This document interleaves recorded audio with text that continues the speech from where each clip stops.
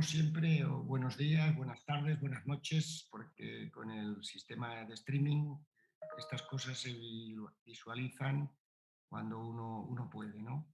Hoy tenemos otra sesión de líderes en directo y como siempre traemos a colegas, a personas relevantes, pero es que realmente es las dos cosas, un colega y una persona relevante, ¿no?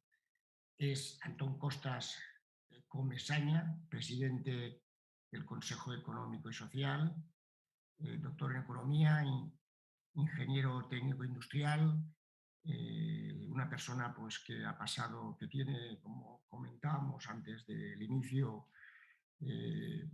muchas entradas de información y muchas experiencias personales y profesionales. Su labor académica, catedrático de Política Económica por la Universidad de Barcelona, con una gran trayectoria en el mundo académico. Como académico, pues tiene publicaciones. Lo curioso es, yo no era consciente de un estudio sobre el pensamiento económico y política económica liberal española del siglo XIX, que esto es una cosa que es un siglo muy convulso, muy interesante, para poner ejemplo, y publicaciones muchísimas, ¿no? Él tiene una vertiente de contactos de estos viejos economistas, perdón la expresión, viejos economistas que estaban y están muy obsesionados para saber realmente cómo funciona la sociedad, ¿no? Y cómo se toman decisiones, ¿eh? Y él tiene toda una vertiente de contacto con el mundo empresarial. Él ha sido presidente del Círculo de Economía y actualmente es presidente de su fundación en épocas muy complejas, muy estresantes, ha sido miembro de muchos consejos de administración de diferentes, o sea que es una persona que tiene, en estos momentos el Consejo Económico y Social es un organismo público dependiente del Ministerio de Trabajo y Seguridad Social, ¿no? De Trabajo y Seguridad Social, perdón, dependiente del Ministerio de Trabajo, del Ministerio de Trabajo. Es un organismo gubernamental, pero su función fundamentalmente es consultiva. Él lo que hace es emitir constantemente informes sobre los proyectos legislativos y sobre temas. Ahora precisamente acaba de colgarse en la página web el informe sobre la ley concursal y por tanto es una persona que está, aunque es un órgano gubernamental, una entidad gubernamental, está muy en contacto con la realidad de cada día y realmente sus informes y sus opiniones son muy importantes.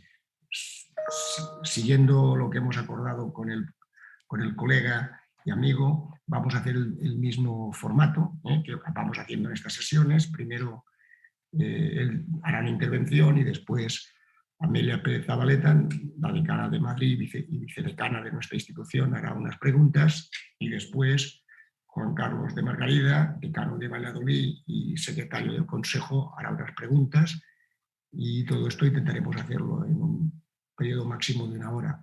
Pues Antón, muchísimas gracias por estar entre nosotros. Muy bien, presidente, buenos días, querido Valentín.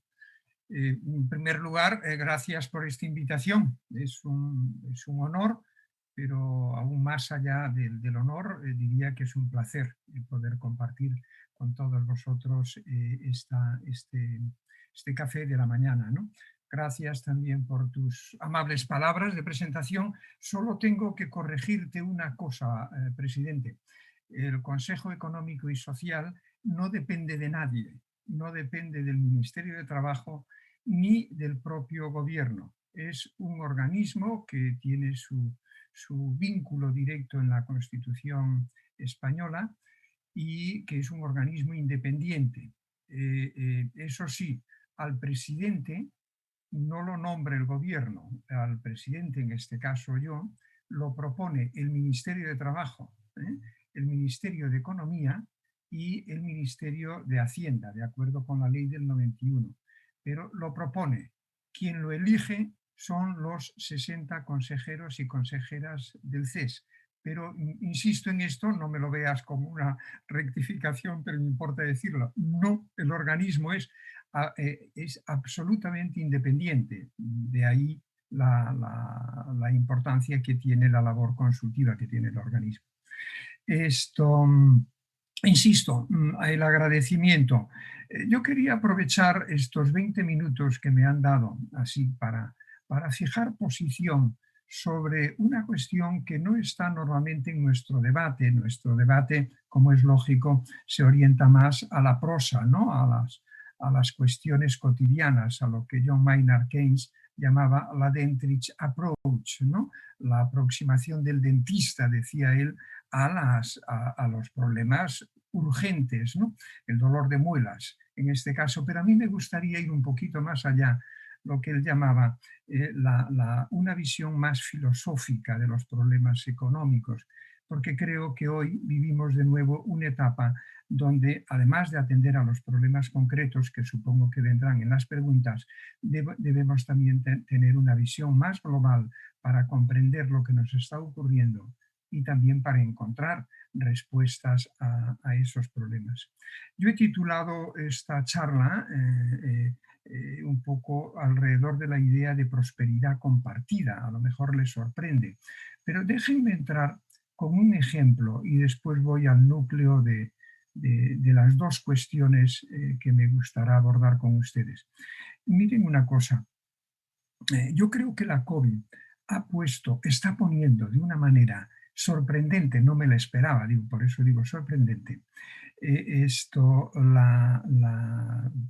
la esencia, el elemento central que tiene la prosperidad compartida en nuestros países. Y lo cojo como un ejemplo concreto. Hay una reducción en este momento en las sociedades occidentales, en las economías de mercado hay una reducción espectacular de la oferta de trabajo en aquellos trabajos que hemos llamado esenciales durante la COVID. El caso del Reino Unido con los transportistas es quizá el que está en este momento más de actualidad. 50.000 transportistas, ciudadanos británicos que eran transportistas, no quieren volver a ese tipo de trabajo. Pero es que eso mismo está ocurriendo en Estados Unidos. En Estados Unidos se cifra en millones de personas que estaban desempeñando trabajos que ahora llamamos esenciales y que sin embargo no quieren volver a esos trabajos. Y en España también. He tenido la ocasión el fin de semana pasado de coordinar una mesa de trabajo en La Toja, en el Foro de La Toja, donde hablamos de estas cuestiones y cómo en sectores esenciales de la economía española hay una reducción también de la oferta de trabajo. Esto es un elemento muy importante. ¿Por qué lo digo? Porque creo que esta retirada, que a mi juicio va a ser duradera, de personas que no quieren volver a los trabajos que estaban desarrollando, tiene mucho que ver con la falta de prosperidad compartida. Son personas que ahora sabemos que estaban y están en muchos casos desarrollando un trabajo esencial para el resto de la sociedad y de la economía, pero que sin embargo no tienen dignidad ni reconocimiento en ese trabajo. Este es un aspecto muy importante y es una dimensión de esa falta de prosperidad compartida de la que quiero hablarles hoy. O somos capaces de restituir esa prosperidad, esa expectativa de mejora, de reconocimiento y de dignidad a todos los trabajadores, o de lo contrario vamos a tener una sociedad durante mucho tiempo convulsa y una política que puede abocarse un poco a situaciones similares a los de los años 20 o 30. Insisto, esta es un poco la idea central que les querría transmitir, ¿no? Y déjenme insistir un poquito solo, unos minutos más en esta misma cuestión. Miren, yo creo que en los últimos 40 años, y los economistas hemos sido uno de los mayores responsables, hemos, por así decirlo, hemos provocado una redistribución de la dignidad y del reconocimiento hacia arriba. El discurso que hemos practicado sobre el talento, el discurso que hemos practicado sobre la excelencia, en realidad lo que ha hecho es dignificar los trabajos de arriba, en ocasiones no esenciales, y sacarle dignidad a los trabajos de abajo, que ahora vemos que son esenciales. O somos capaces en los próximos años y meses, diría, de hacer esta redistribución hacia abajo, de la dignidad, de la esencialidad del trabajo, o de lo contrario, insisto, tendremos el cielo no se vendrá abajo, pero tendremos una sociedad muy convulsa, imbuida de resentimiento, de ira, de rabia, que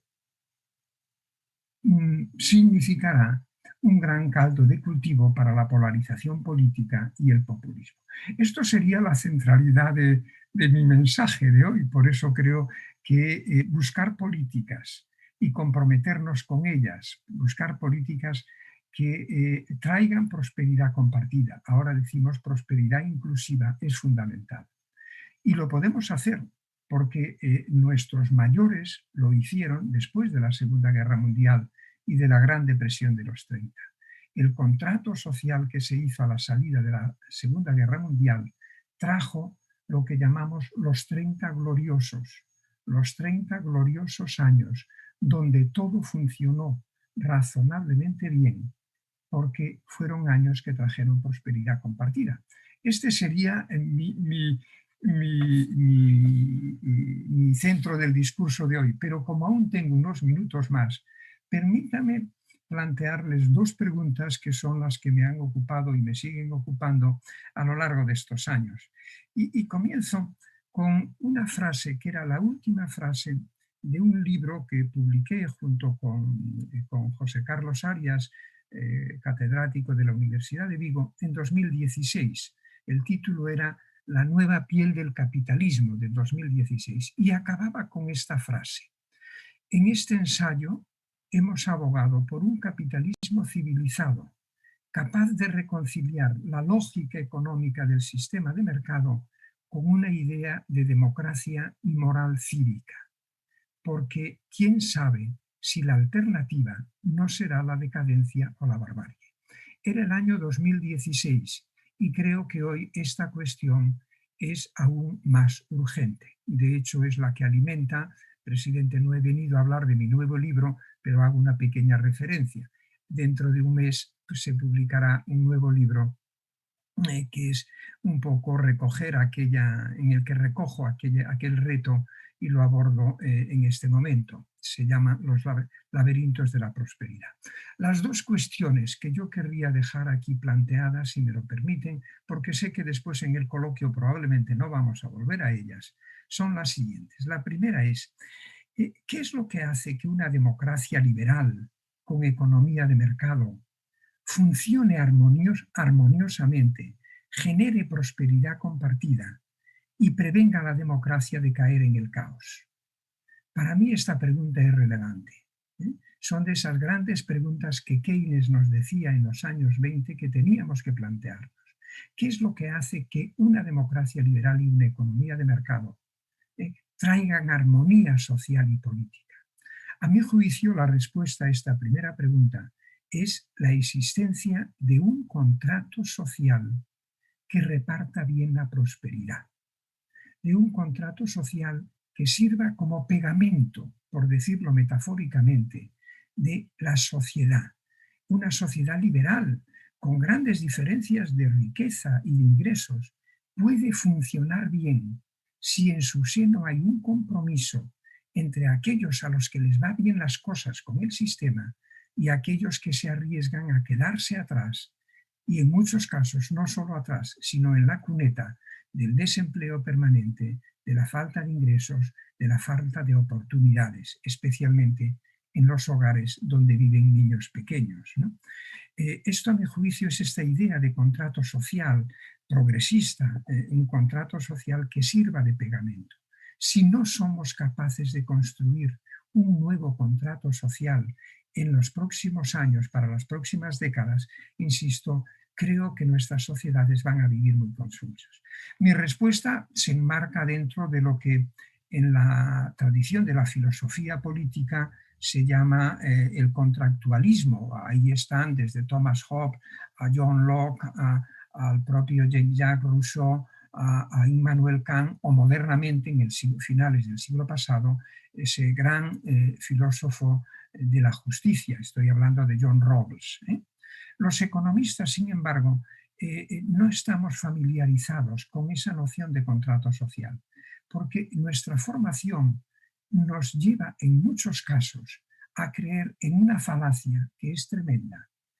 La falacia de creer que los mercados libres de interferencias de todo tipo, públicas y sociales, traen por sí mismos prosperidad para todos.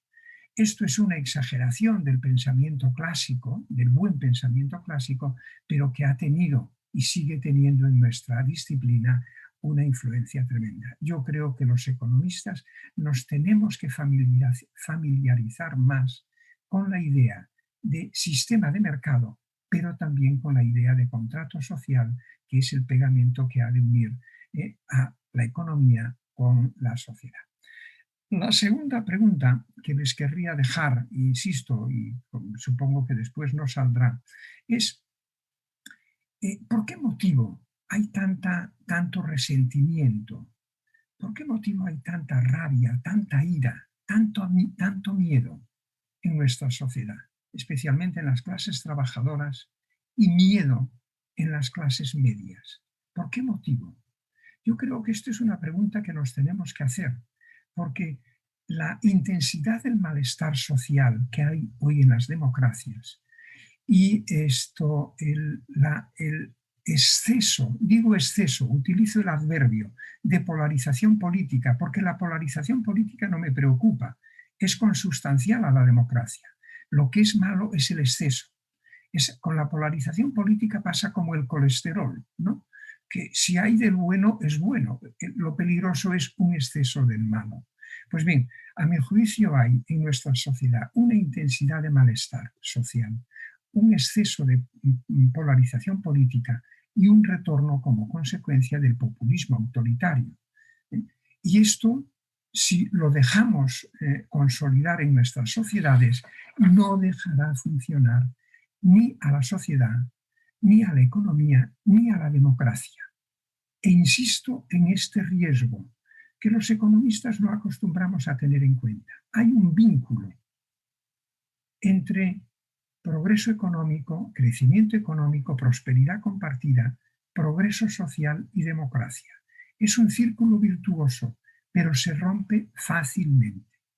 Y en este sentido, permítanme, ya mirando la hora que llego al límite, permítanme hacer una referencia a un acto que tuvimos hace 2 semanas en el Consejo Económico y Social, cuando celebrábamos el 30 aniversario de la Ley Constitutiva del Consejo, que es del año 1991. Con la presencia de Su Majestad el Rey y también de la Vicepresidenta Segunda, tuvimos un coloquio entre Miquel Roca, padre de la Constitución, María Emilia Casas, presidenta honoraria del Tribunal Constitucional, y mi antecesor en el Consejo, Marcos Peña. Y me interesa traer esta referencia por lo siguiente, porque en ese coloquio Miquel Roca de pronto nos dice, miren, hemos de hablar del contrato social, es que es un término que yo he utilizado mucho en los últimos años y está en alguno de mis libros, ¿no?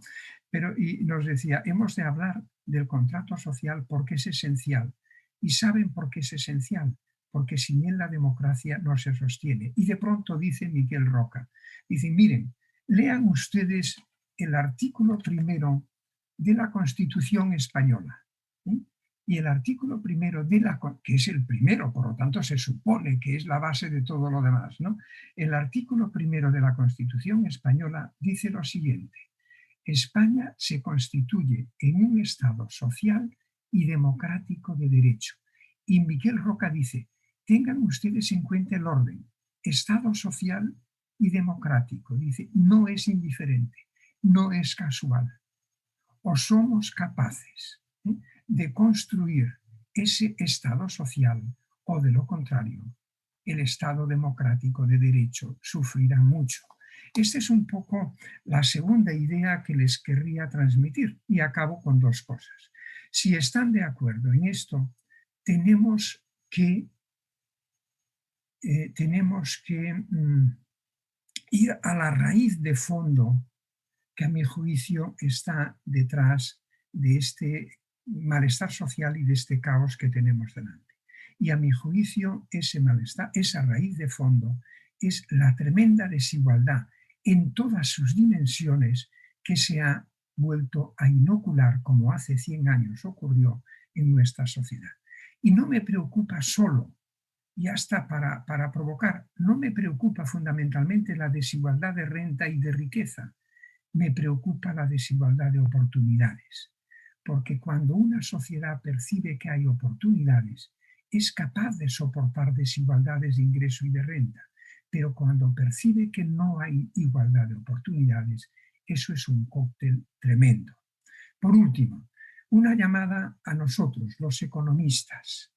Dicen, miren, yo creo que nosotros tenemos una responsabilidad importante en lo que ha ocurrido ahora, en esa desigualdad que se ha inoculado en la sociedad, y también tenemos una responsabilidad importante en corregirla en el futuro.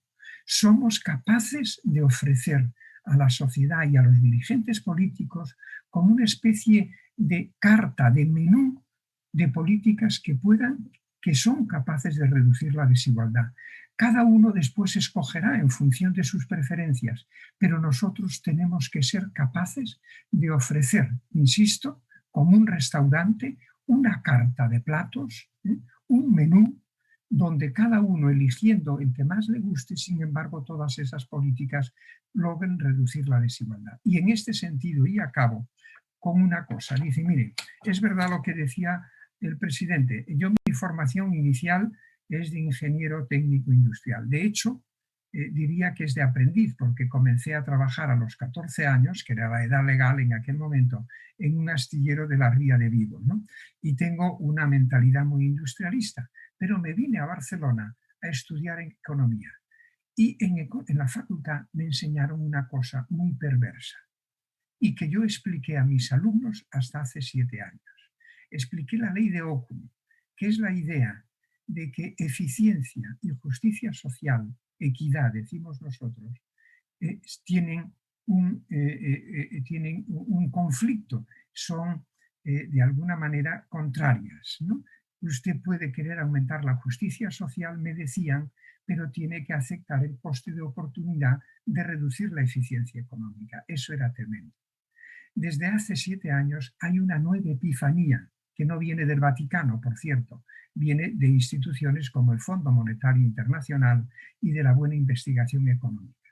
Ahora sabemos, con más datos, con más países y con mejores técnicas de los que pudo utilizar Ockham en 1972, ahora sabemos que una mejora razonable de la justicia social en nuestras economías no perjudica la eficiencia, la mejora. Y creo que esto es una nueva epifanía que los economistas deberíamos saber, como apóstoles, saber transmitir a la sociedad y también al poder político. Muchas gracias. Ahora podemos entrar en la prosa, pero yo quería dejar esta poesía con la esperanza de que a alguno de ustedes les pueda interesar. Gracias, Antón. Bueno, yo tengo que pedir perdón porque me he equivocado 2 veces, pues he acertado en una, ¿no? He acertado, que seguro la intervención nos haría pensar, y he acertado, pero me he equivocado 2 veces, una por acción y otra por omisión. Me he equivocado la adscripción directa del CES a una acción al gobierno, ya estoy corregido, y me he dejado, y por omisión me he dejado el tema más significativo para nosotros, que Antón tiene la gran medalla de servicio a la economía, que es la máxima distinción que da el Consejo, y por tanto yo pido disculpas por estos 2 errores. Una vez dicho esto, vamos directamente a las preguntas. Yo tengo 4 preguntas que hemos recibido, las voy a hacer en dos bloques para a objeto de que tanto Amelia como Juan Carlos puedan tener más tiempo, ¿no? Hay las dos primeras preguntas que la pongo en una. Una es sobre esta rebaja del crecimiento del PIB, ¿no? Que el PIB sigue siendo nuestra referencia central, ¿no? Para ver un poco cómo va la economía y ver si esta rebaja del PIB del INE puede poner en, cómo ves, si puede poner en discusión la perspectiva de crecimiento de este año del 6,5.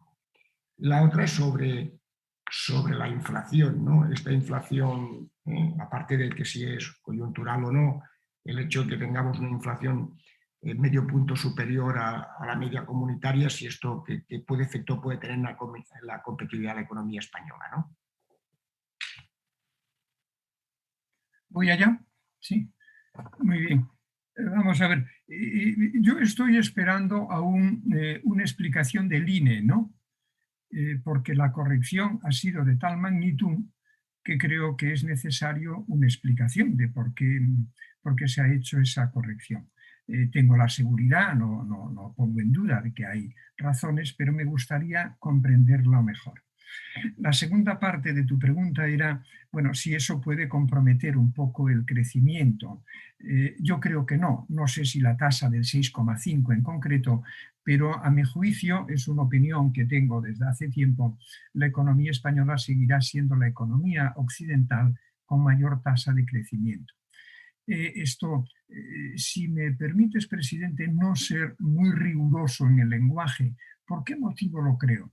Mira, porque la economía española desde los años 70 es maníaco-depresiva. Por eso dije, si el lenguaje no puedo utilizarlo así, es bipolar, ¿no? Es una economía que desde los años 80, desde finales de los 70, en cada ciclo económico, vemos que cuando llega la recesión se desploma mucho más que el resto de economías equivalentes. Pero cuando llega la recuperación, las primeras señales, nuestra economía es la que da el rebote más rápido y más intenso. Habría que, con tiempo, intentaría explicar dónde creo yo que está la explicación de este ciclo maníaco depresivo, pero aceptando que lo tiene, la economía española seguirá siendo en los próximos meses y probablemente años, si el cielo no se nos viene encima, seguirá siendo una economía con una tasa de crecimiento muy elevada. La segunda cuestión, la inflación y su impacto, va a depender de los bancos centrales. Yo tuve la ocasión el sábado de moderar un debate que hubo en La Granja, donde participaba el gobernador del Banco de España y también la vicepresidenta segunda, junto con un politólogo conocido, Víctor Lapuente. Y esto fue una cuestión que planteamos allí. Y la respuesta del gobernador era también esta: va a depender mucho del comportamiento de los bancos centrales, porque pueden, según su comportamiento, pueden provocar una especie de profecía autocumplida. Si los bancos centrales se asustan mucho por este repunte de la inflación en algunos ámbitos concretos de la economía, probablemente entonces sí que tendríamos un problema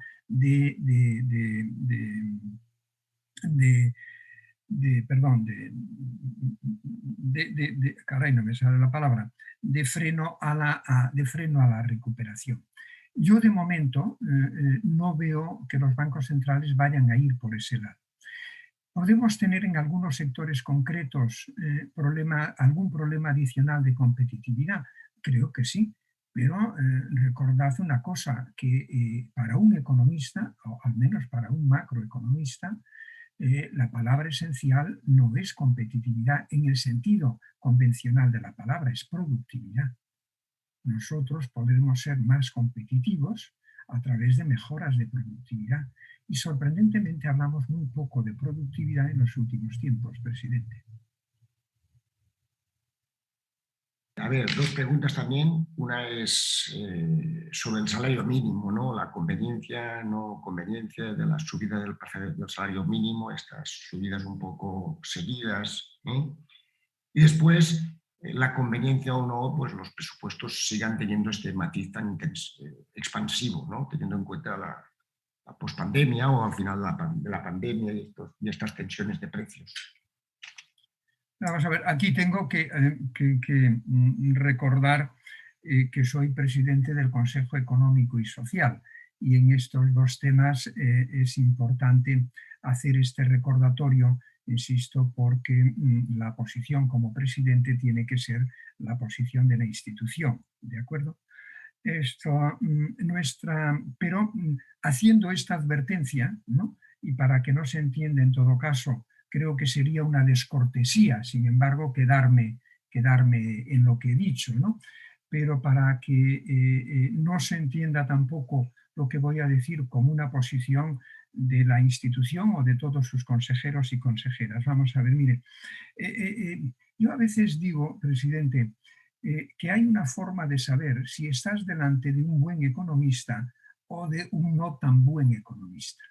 Y esto es muy fácil. Tú hazle a un economista la pregunta de ¿esto es bueno o es malo bajar los impuestos?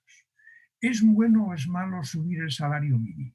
Si el economista que tienes delante inmediatamente te da una respuesta categórica, no es un buen economista. Buen economista es aquel que comienza diciendo depende. Y no es que tenga que ser gallego, no necesariamente. Esto lo dice Dani Rodri, ¿no? En un libro muy bonito, ese gran economista que tarde o temprano será premio Nobel también. Dice él que un economista a este tipo de preguntas debe comenzar diciendo depende, déjeme usted ver los datos, déjenme ver un poco lo que sabemos y yo le responderé a continuación. ¿Por qué digo esto? Vamos a ver, salario mínimo. Mire, depende de las condiciones de cada economía. Si una economía lleva 10 años con salarios congelados y está en una fase de expansión, probablemente en esa situación un aumento razonable del salario mínimo no tiene por qué provocar pérdidas de empleo. El gobernador del Banco de España el otro día, el sábado, en la granja, decía lo siguiente: nosotros hemos hecho un estudio del impacto de un posible incremento del salario mínimo en el empleo, pero recordaba una cosa, que este tipo de análisis se basan en supuestos muy estrictos, ¿no? Segundo, decía, no hemos estudiado todo el resto de impactos que puede tener un aumento razonable del salario mínimo en el bienestar. Hay que analizar también, además de sus posibles impactos en el empleo, hay que analizar qué impactos tiene en el bienestar de aquellos hogares que se ven beneficiados por ese aumento. Hay que analizar qué impacto tiene en la demanda agregada de la economía. Y por último, hay que analizar qué impacto tiene en la productividad también de las empresas. Mi respuesta ahora como economista, no como presidente del CES, les diría lo siguiente. Dice, mire, hace 10, 15 años, en la profesión de economista, cuando hablábamos de aumentar el salario mínimo, nos poníamos muy nerviosos, porque era una situación de expansión de la economía y de calentamiento. Hoy, cuando veo la literatura de los mejores economistas que se dedican a esta cuestión, lo que dicen es, depende, vamos a estudiarlo. Es decir, no creo, puedo quedarme aquí, creo que he explicitado mi posición. Sobre los presupuestos generales, supongo que la pregunta es un poco, ¿deberían seguir siendo expansivos? Mire, presidente, a mi juicio, pienso que sí, porque no hay, de momento, otra alternativa razonable a esa.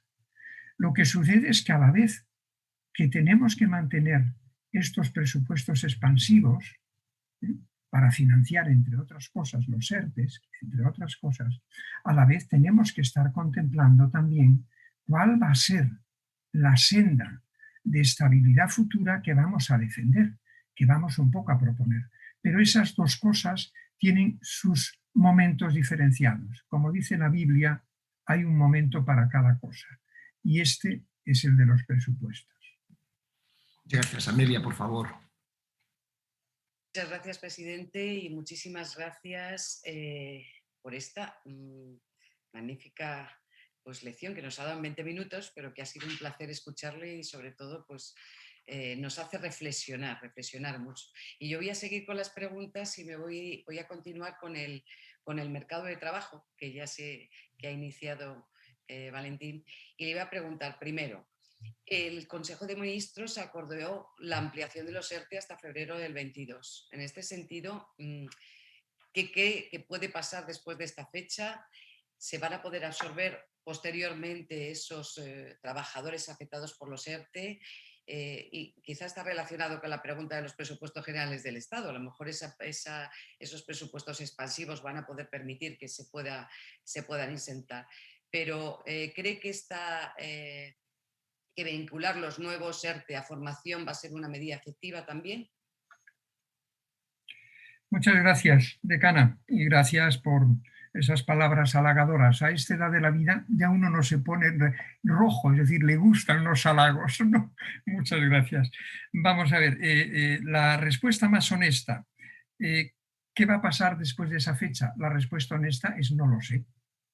No lo sé. ¿Qué podríamos, sin embargo, decir de aquello que sí sabemos?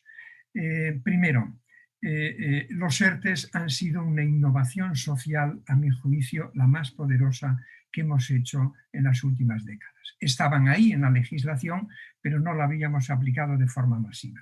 Segundo, han tenido un impacto claramente positivo, tanto en el mantenimiento de la relación laboral como en el mantenimiento de muchas empresas. Y esto, a mi juicio, es lo que explica que por primera vez en una recesión nuestra economía haya salido muy rápido. Recuerden la última, que desde el 2008 hasta el 2013, 5 años, estuvimos metidos en el pozo. Ahora hemos salido rápido y más rápido que la mayoría de los demás. ¿Por qué motivo? Porque no hemos destruido durante la fase de recesión, no hemos destruido la relación laboral, el empleo, ¿no? Y no hemos destruido stock activos empresariales. Por lo tanto, ha tenido un impacto extraordinario. Tercero, se están reduciendo los ERTES, la gente que está en ERTE de una manera, por lo que acabo de decir, muy rápido. Y no tengo motivos para pensar que vayan a permanecer, lo que nos queda, que vaya a permanecer ahí como un elemento permanente. Yo creo que se va a salir rápido. Por último, creo que hay que vincular los ERTES a algún tipo de formación y hasta diría también probablemente de tránsito entre unos empleos y otros. En este terreno tenemos que estar dispuestos a experimentar. Son tiempos de experimentación con la prosperidad inclusiva que decía antes, ¿no? Los economistas ahora, los más jóvenes, los que yo tengo en la facultad, me hablan continuamente de políticas basadas en la evidencia, que hemos de desarrollar políticas basadas en la evidencia. Y está muy bien cuando tenemos evidencia. Cuando no la tenemos que arriesgarnos a experimentar. Y esto es un ámbito donde creo que debemos experimentar aprovechando esta experiencia fantástica de este año y medio de diálogo social y de concertación que ha habido entre los actores sociales. Creo que es el momento de aprovechar esa experiencia que tenemos ahora para hacer nuevos experimentos en los próximos meses y años. No sé si respondo. Perfectamente, y además me siento muy sintonizada, puesto que a mis alumnos también les digo lo mismo. Es muy difícil dar respuestas categóricas, sobre todo cuando son alumnos de primeros cursos que lo que quieren es saber inmediatamente qué es lo que va a pasar o tener la varita mágica. Pero bueno, seguimos con el mercado de trabajo. Ha habido recientemente mucho revuelo por las declaraciones del ministro Escrivá referidas al no desaprovechar el talento senior por las jubilaciones tempranas. ¿Qué consecuencias puede tener ello en la inserción de los jóvenes en el mercado de trabajo cuando en España ya cuenta con un 40% de desempleo juvenil, que es el más alto de Europa? ¿Y es beneficioso este cambio cultural a que se refiere el ministro para trabajar más entre los 55 y los 75 años y estimular la prolongación de la vida laboral más allá? De acuerdo. Vamos, aquí de nuevo tengo que hacer esa cautela, tengo que ser cuidadoso y ponerme el gorrito en primer lugar, la barretina, diríamos en Cataluña, de presidente de la institución, ¿no? Que tiene una doctrina en ese sentido, ¿no? Pero, de nuevo, déjeme hacer una reflexión que creo que puede ser compartida por la mayoría de consejeros o por todos los consejeros y consejeras del CES. Vamos a ver. em, eh, mm, mm, ¿Cómo lo diría? Estoy dándole vueltas para no ser... ¿cómo lo diría? A mi juicio, mm, hay muchas razones para pensar que esa cultura nueva a la que usted hacía referencia o la que tú hacías referencia, ¿no? En el mundo del trabajo, esa cultura nueva poco a poco tiene que ir impregnando nuestras conductas y nuestras políticas. Por varios motivos. Yo comencé a trabajar a los 14 años y me jubilo en principio a los 65 y he pasado, pero he optado por no jubilarme ni cobrar pensión. Pero entré a los 14 años y aproximadamente me tendría que jubilar a los 66, 67. Mis tres hijas han entrado en el mercado laboral alrededor de los 23, 25 años, pero en principio se tendrán que jubilar en principio también a la misma edad. No me parece razonable por varios motivos, pero uno de ellos es porque yo creo que también tenemos que cambiar, decana, nuestro lenguaje y nuestra cultura en otro ámbito. No podemos seguir razonando en términos de edad cronológica.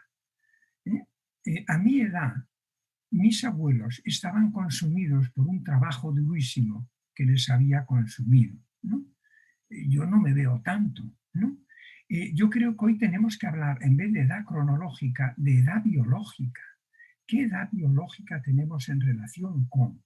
Y en este sentido, creo que para aquellos que quieran alargar su vida laboral, la cultura laboral y las políticas laborales deben ir favoreciendo un poco ese tránsito.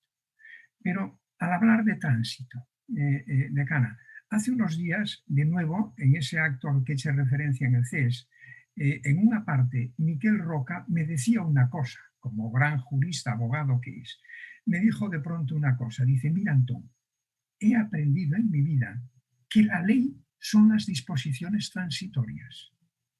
No te mires al texto, vete a las disposiciones. Es decir, los abogados hablan de transición, de disposiciones transitorias entre un estado 1 o 0 y en el estado 1. Los economistas no.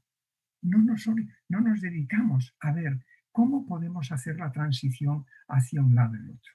Y acabo, en todo caso, con un dato empírico, o aquello, lo que sabemos. Dice, mire, lo que sabemos es lo siguiente, que en aquellas economías donde hay más personas mayores trabajando, son también las economías donde hay más jóvenes trabajando. El cómo poco a poco conciliamos estas dos cosas, ¿no? Creo que es un esfuerzo de cultura política y de cultura social en nuestro país. Pero, de nuevo, estamos en épocas de experimentación. Deberíamos atrevernos a experimentar y si vemos que sale mal, retroceder, pero experimentar. Muchas gracias y voy a intentar simplificar o unir las dos últimas preguntas que tengo relativas al crecimiento económico y relativa también al sector turístico, uno de los más importantes de la economía española, ¿no? Al menos en cuanto a participación en el PIB. A ver, uno de los objetivos globales del Plan de Recuperación, Transformación y Resiliencia es procurar el crecimiento inclusivo, ¿no? Y sostenible, además de perdurable, con la vista puesta en el bienestar de las generaciones futuras. Ante esto, ¿qué política económica piensa que favorecerá este hecho en el nuevo entorno de la revolución digital, en este entorno que ha comentado sobre el envejecimiento de la población y también su inclusión en el mercado laboral, con la globalización?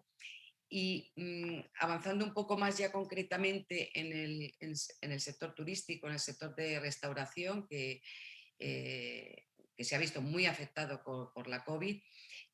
Un reciente informe del CES hace un diagnóstico del sector agroalimentario y su necesidad de reactivación por el reto demográfico de despoblación. ¿Nos podría sintetizar qué políticas necesita España dentro de ese marco de política económica para revertir la tendencia? Se ha de entender que de responder en 3 minutos, ¿no? Bueno, podemos alargar a 5 así. Es para que luego el decano, Juan Carlos, no me diga que no le hemos dejado tiempo al final. Perfecto, a ver si voy rápido.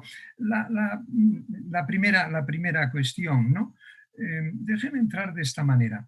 Imaginemos por un momento que eso de la transformación digital destruyese cientos de miles, casi millones de empleos, como a veces se ha dicho, ¿no? De forma infundada, ¿no? Imaginemos también que la transición ecológica trae nueva desigualdad y pérdida en ese sentido de prosperidad, de empleo. Imaginemos de momento estas dos cosas. ¿Podría funcionar nuestra sociedad? ¿Podría mantenerse la democracia? Imposible.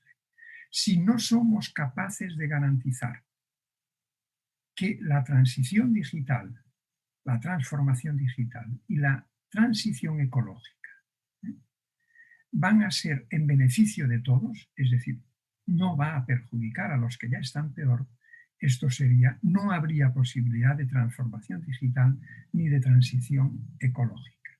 Por lo tanto, a la vez que hablamos, tal como hace la Comisión Europea, ¿no? en los fondos europeos, dice, hay un objetivo de digitalización, sí, hay un objetivo de transición ecológica, sí, pero de pronto en nuestro debate cotidiano, al menos en nuestro país, nos hemos olvidado que la Comisión ha puesto otros dos objetivos detrás de los fondos, que es la cohesión social, el empleo, y que es la cohesión territorial. Por lo tanto, a la hora de evaluar cómo vamos haciendo las cosas dentro del programa de transformación, tendremos que estar evaluando los objetivos de digitalización, los objetivos verdes o de transición ecológica, los objetivos de empleo y los de cohesión territorial. Si no conseguimos conciliar esos cuatro, no funcionará, a mi juicio. Segundo, el turismo. Vamos a ver, yo a veces me sorprende en lo que creo que hay detrás de ciertas posiciones. ¿Alguien razonable puede pensar que un país puede sacar el tapón de la bañera y dejar que se vaya por el desagüe el 13% del PIB de una economía? Imposible. Tenemos un discurso despreciativo, un poco denigrante, sobre la industria turística. En parte es verdad, en parte hay razón, porque lo que no podemos aceptar es que una parte de esa industria tenga empleos que no responden a las características del empleo digno que la mayoría defendemos. Pero eso no puede significar el tirar, insisto, por el desagüe de la bañera una industria potentísima que probablemente será la más permanente. Mire, yo soy de Vigo y mi casa, donde nací, está por encima de los terrenos donde está hoy instalada la factoría Citroën. Eran terrenos en gran parte de mis abuelos. No viene al caso esta historia. Lo que quiero decirles es que desde el año 54, que comenzó a instalarse la factoría Citroën en Vigo, los vigueses todos los años tenemos miedo que en algún momento se cierre la factoría Citroën. Sin embargo, no es posible imaginar que el turismo desaparezca. Es posible imaginar que la industria del automóvil desaparezca. Por lo tanto, si es así, seamos inteligentes para fortalecer una industria, la del turismo y la de la hostelería, que es una industria muy permanente porque tiene una elasticidad renta adecuada para nosotros. La otra pregunta, ¿cuál era? La del mundo rural un poco, ¿no?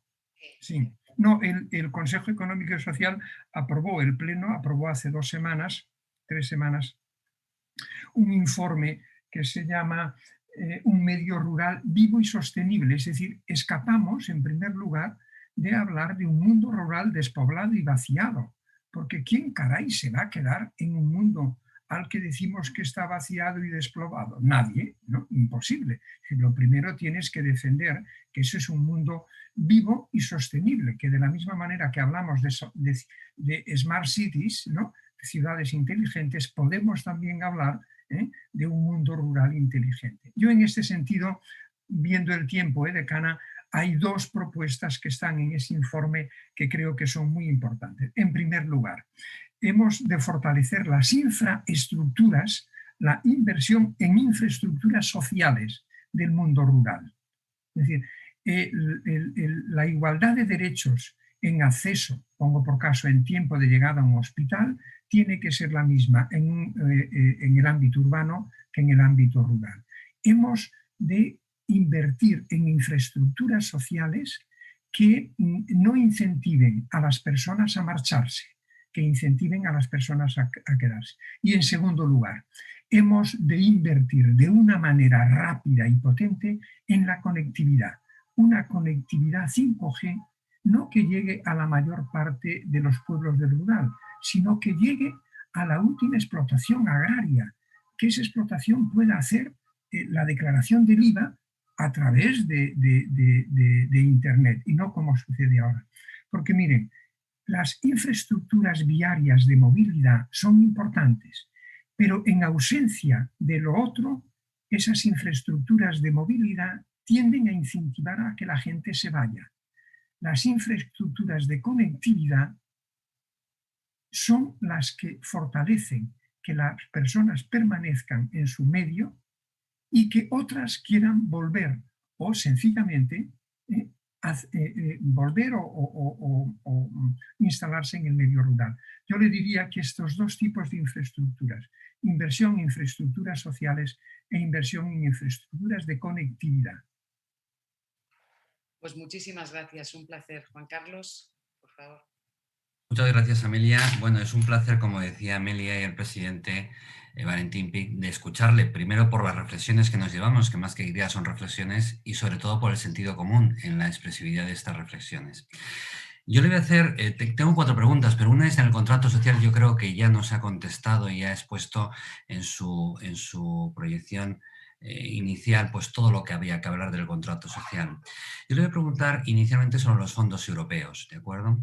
Mire, muchos observadores coinciden en que estamos en un momento de cambio económico. La pregunta sería, ¿cree que existe un exceso de confianza en que estos fondos europeos que nos van a llegar o que están llegando será la solución de todos nuestros males y incrementarán nuestros bienes, evidentemente? Y una segunda pregunta anexa a esta sería, ¿de qué acciones deberían ir acompañados para poder rentabilizar todo, evidentemente? Muy bien. Exceso de confianza. Yo añadiría que creo que hay un mal enfoque en nuestro debate público sobre los fondos europeos.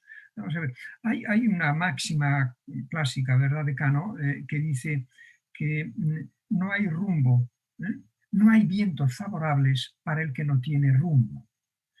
A mi juicio, los fondos europeos son un viento favorable siempre y cuando tengamos bien definido el rumbo. Dicho de otra manera, o somos capaces de construir un proyecto de país compartido, ¿no? Un proyecto tanto en el ámbito social como en el ámbito económico, y a partir de ahí aplicar los fondos a ese proyecto, o de lo contrario, si lo que hacemos es a ver cuánto me toca y después ya veré qué es lo que hago con él. Esto es una barbaridad, esto nos llevaría a una especie de nuevo de plan E, ¿no?, por decirlo así. Por lo tanto, yo creo que nuestro debate tiene que reorientarse. Nosotros tenemos que saber como país, como comunidad y como empresa a dónde queremos ir. Y debemos ir hacia ahí, tengamos fondos europeos o no los tengamos. Pero si yendo hacia ahí, caminando hacia ese rumbo, nos encontramos con ese viento favorable, pues demos gracias a la providencia, o a quien sea, ¿no?, y hagamos bien las cosas. Pero el lenguaje de a ver cuánto me va a tocar en el reparto no me gusta, porque creo que nos orienta mal. Esto no sé si es suficiente o insisto más, ¿no? Yo creo que es suficiente. A partir de ahí, yo creo que el plan de recuperación, transformación y resiliencia es, a grandes rasgos, un buen plan. Naturalmente, desde ámbitos o enfoques políticos diferentes, se le pueden y se le deben hacer objeciones. Pero el hecho de que la Comisión Europea, ¿no?, y el Consejo Europeo hayan aprobado, y además aprobado como primer país el plan, me da una cierta confianza. ¿Qué tenemos que hacer ahora, a mi juicio? Ser capaz de tener capacidad para evaluar, en términos de esa nueva terminología que ha introducido la Unión Europea, de hitos, objetivos, ser capaz de ir evaluando de una manera rigurosa y leal el empleo que vamos haciendo de esos fondos. Especialmente, decano, en dos direcciones que creo que, si no logramos, podrían provocar una cierta deslegitimización del plan y de los fondos. ¿De qué estoy hablando? ¿Cómo decirlo? Si se generalizase en la sociedad española de que los fondos benefician a los de siempre y a los lugares de siempre, a las grandes ciudades, habríamos perdido una gran oportunidad de construir, insisto, aquella prosperidad inclusiva, tanto social como territorial, que hablaba antes.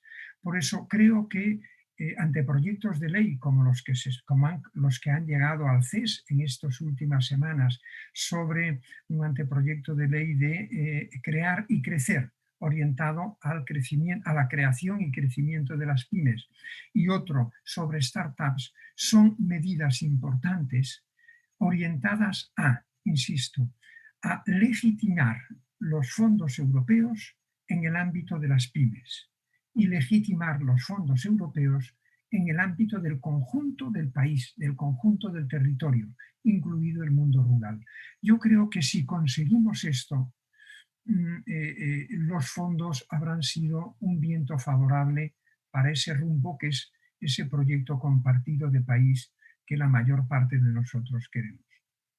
Totalmente de acuerdo, porque la base es, fundamentalmente, como bien has dicho, es un objetivo estratégico y ver una planificación a corto, medio, pero sobre todo a largo plazo, porque si no, evidentemente... Déjame recoger lo de estratégico. Sí. Los fondos no pueden ser un instrumento para consolidar gasto.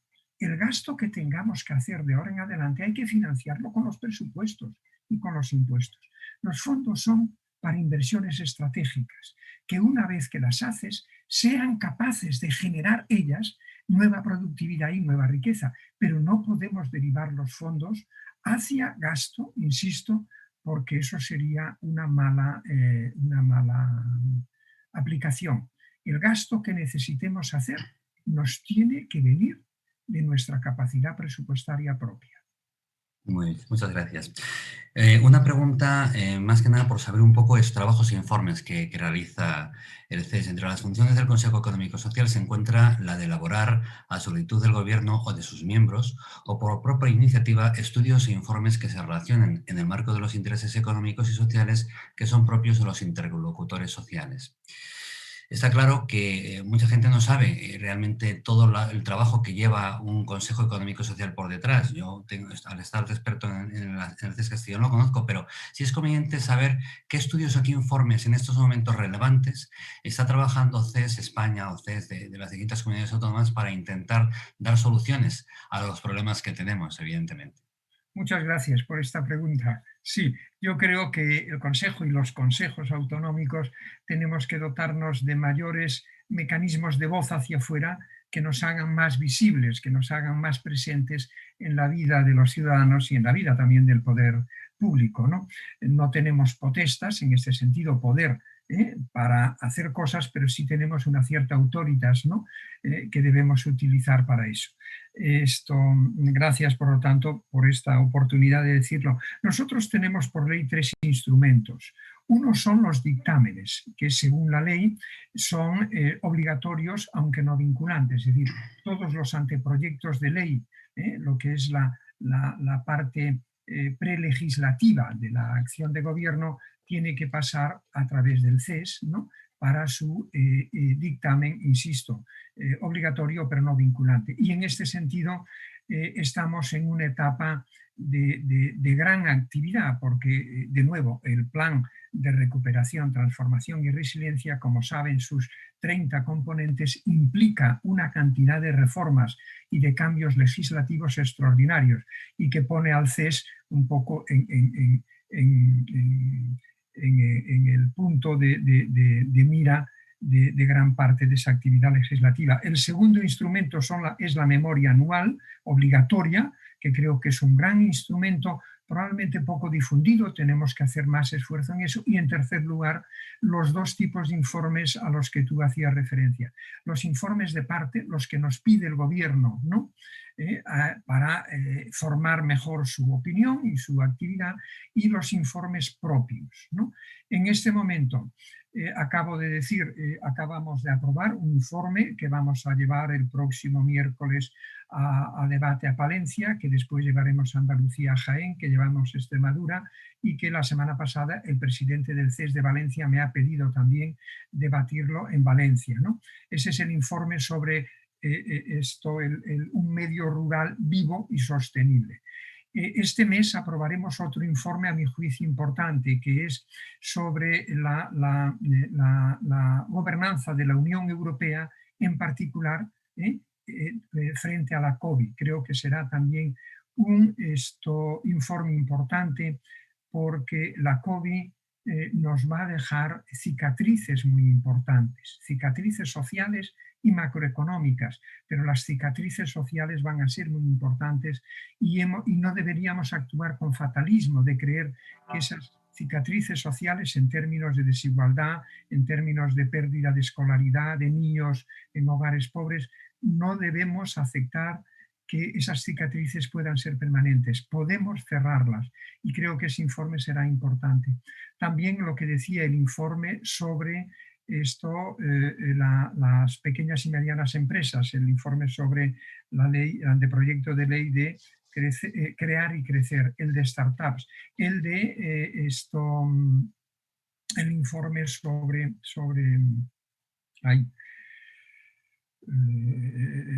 se me ha ido ahora el santo del cielo, me vendrá. Pero además yo creo que hay otros ámbitos donde el CES tiene que tomar posición. Uno de ellos es muy relevante, la autonomía estratégica, ¿no?, de cada país y de la Unión Europea. Estamos viendo cómo la COVID ha cortado, o como mínimo ha alterado, las cadenas globales de aprovisionamiento. Eso, en definitiva, es un problema de autonomía estratégica. Es necesaria, a mi juicio, una nueva reflexión sobre la política industrial, la política de desarrollo regional y la política de innovación, y además muy vinculada a la política de empleo. Estos son caminos, como te veo mirando hacia arriba, imagino que tienes un reloj ahí arriba que me está indicando que he de acabar. Por lo tanto, acabo aquí. Bueno, perdona. No, sí es verdad que estaba mirando el reloj, evidentemente, porque estaba controlando un poco todo. Tengo una pregunta mayores. Me gustaría que la resolvieran muy rápido, simplemente. Y es un sistema de poderes, el sistema de poderes de España, ¿de acuerdo? Mire, la solidez institucional y la independencia de poderes son requisitos indispensables para garantizar el ejercicio cabal de la praxis democrática. En su opinión, respecto al funcionamiento actual del sistema del Poder Judicial en España, ¿qué es lo que opina y qué recomendaciones haría al respecto? Podríamos hablar horas, pero en 1 minuto, 2 minutos, por favor. En primer lugar, no puedo opinar. Pero en segundo lugar, me permito hacer una reflexión que algo puede tocar. Mire, hay muy pocas ideas, grandes ideas, que cambian de pronto la historia de la humanidad, ¿no? Una de ellas, de ahora, que creo, es la idea de sostenibilidad. Es una idea muy potente. Hoy ya la hemos incorporado al ámbito de la sostenibilidad medioambiental, aunque no seamos coherentes aún en nuestra conducta, pero la hemos incorporado. Tú no podrías salir ahora diciendo que esto de la sostenibilidad medioambiental es una chorrada, imposible, ¿no? Te tendrías que retirar. Pero sin embargo, la sostenibilidad tiene también otras dimensiones importantes, que es la sostenibilidad social de la que he hablado antes, el contrato social, pero tiene otra que a veces olvidamos, la sostenibilidad institucional. La democracia puede ser muy ruidosa, pero si las instituciones funcionan, no hay peligro. Si nosotros afectamos por los caminos que sean a esa sostenibilidad institucional, las consecuencias pueden ser muy importantes. Dicho esto, no puedo pronunciarme sobre esta cosa. Muchísimas gracias. Tiene la palabra Valentín Pich, el presidente. Muchas gracias por sus reflexiones. Bueno, no ha sido una novedad, que sería una sesión interesante, ¿no? Porque ya conocíamos a Antón. A ver, han salido muchas ideas, ¿no? Muchísimas ideas que habrá que reflexionar. Pero vamos a ver, nosotros somos una entidad de derecho público y nosotros entendemos que la economía la hacen las personas para las personas. Cualquier cosa, la eficiencia siempre tiene que estar relacionada pues, para hacer los actores, pero que estos actores particulares no perjudiquen al conjunto de la sociedad. O sea, esta idea central que es una idea del valor que se ha perdido un poco, sobre todo, pues yo creo que es una idea central que comulgamos, ¿no? Pues nada más, Antón, de verdad que ha sido un placer, lo ha dicho Amelia, lo ha dicho Juan Carlos, y estoy convencido de las personas que nos han seguido y los que nos van a seguir, les has dado muchas ideas. A mí, por ejemplo, me ha interesado muchísimo todo este tema de los fondos europeos, ¿no? Fondos europeos, cuando has dicho los gastos corrientes, los que tenemos que mantener con los ingresos corrientes, y tenemos que saber dónde vamos, y estos son ayudas que deben fomentar proyectos que teníamos dudas de realizar o había un problema financiero. Si no, nos vamos a equivocar, ¿no? Esto yo, como una idea central, nada más, de verdad, Antón, te mereces la gran cruz del servicio de la economía, lo has demostrado, has pasado el examen, de verdad que ha sido un placer.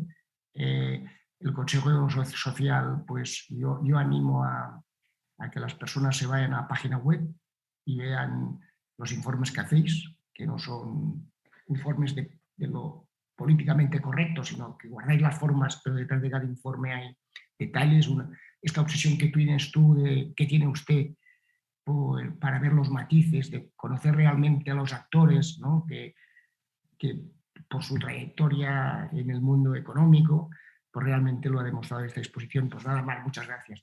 Yo me aprovecho aquí no paramos de hacer cosas. El jueves tenemos la suerte de hacemos la presentación del Observatorio Económico de septiembre de este año, que vamos a hacer una revisión de las cifras económicas, y lo que hacemos es invitar a Luis Caricano, que nos hablará un poco de cómo ve desde el tema de los fondos europeos desde una perspectiva de parlamentario y de profesor de economía, ¿no? Pues muchísimas gracias en nombre de Antón, en nombre de Juan Carlos y Amelia, y muchísimas gracias a los colegas y amigos que nos seguís o los vais a seguir. Hasta otra, si Dios quiere. Muchas gracias.